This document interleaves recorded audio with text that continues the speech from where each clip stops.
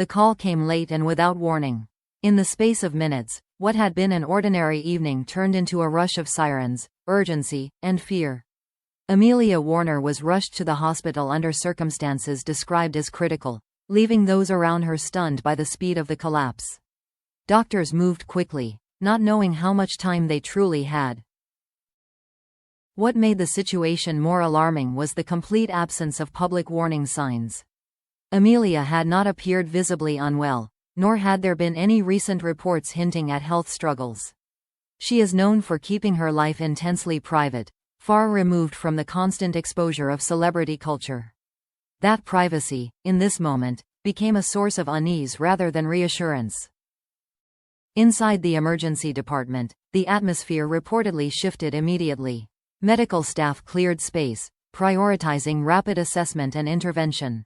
There was no room for delay, no time for speculation, only action. The phrase repeated quietly among staff was simple and chilling: every minute matters. News of the hospitalization spread in fragments. At first, there was no official confirmation, only whispers from those close to the situation.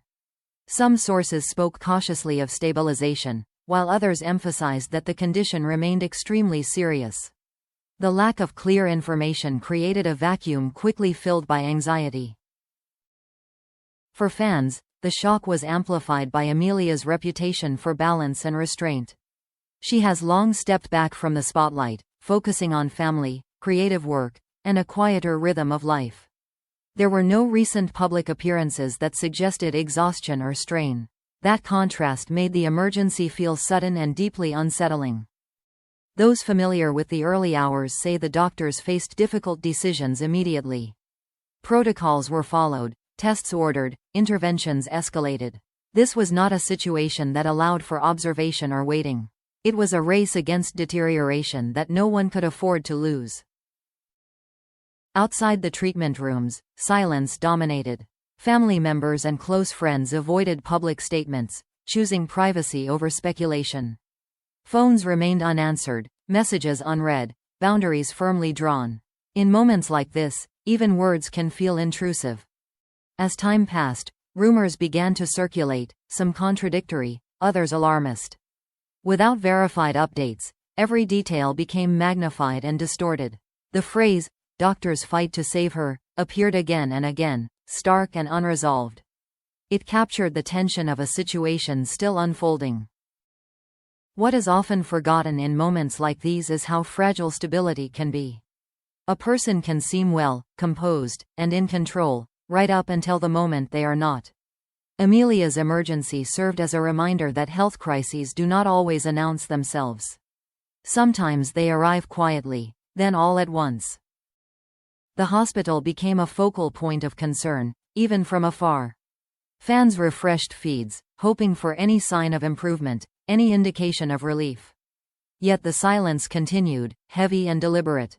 In that silence, fear and hope existed side by side. By the end of those first critical hours, one truth was undeniable. This was not a minor scare, nor a routine precaution. Amelia's condition had forced medicine into its most urgent mode, where experience meets uncertainty. And as doctors continued their work, the world outside could only wait, holding its breath for what came next. As the night stretched on, the focus shifted from shock to uncertainty. Inside the hospital, the situation remained fluid, changing hour by hour rather than minute by minute. Doctors continued to monitor Amelia Warner closely, adjusting treatment as new information emerged. The absence of official updates only underscored how delicate the situation still was. Sources familiar with the medical response describe an atmosphere of controlled intensity.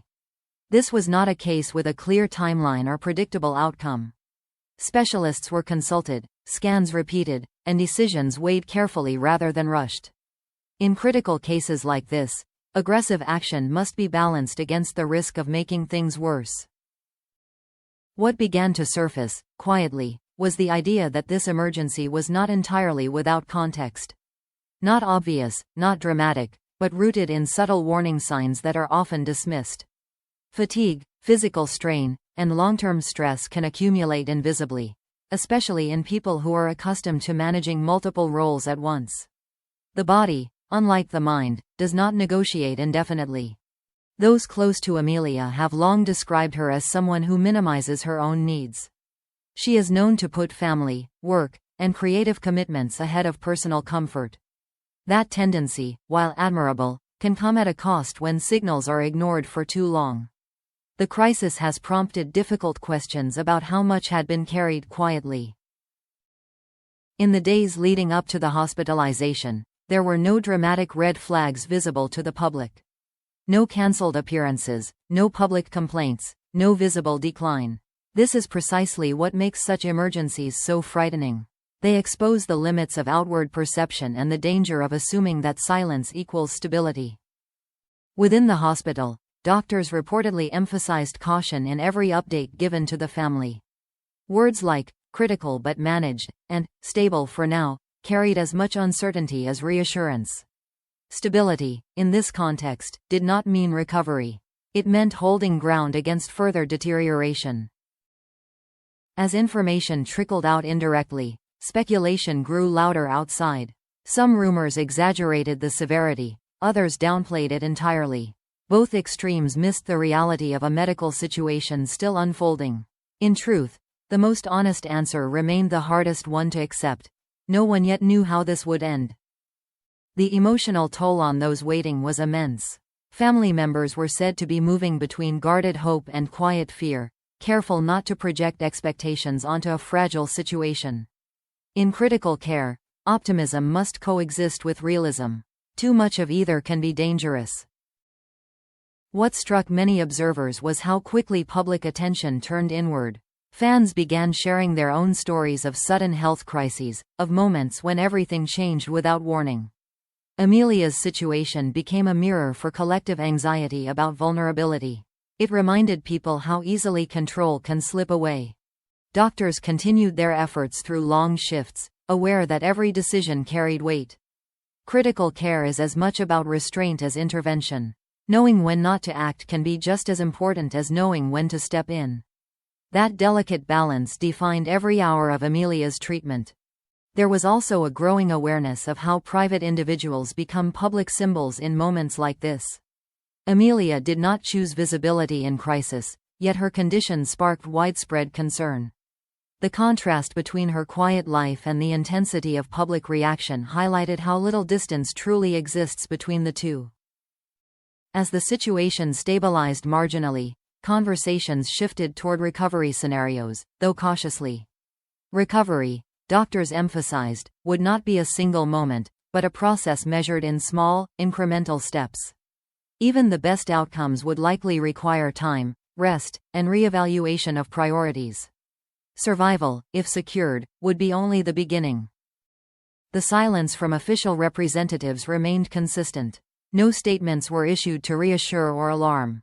This restraint suggested a desire to protect both accuracy and privacy. In an era of instant updates, that choice felt deliberate and, to many, respectful. Underlying all of this was a sobering truth. Health emergencies often force reflection not just on outcomes, but on lifestyles that lead up to them. The crisis raised uncomfortable questions about how much people push themselves before listening to their bodies. Amelia's situation made those questions impossible to ignore. As hours turned into days, hope and caution continued to exist side by side. There were no declarations of victory, no clear turning point yet.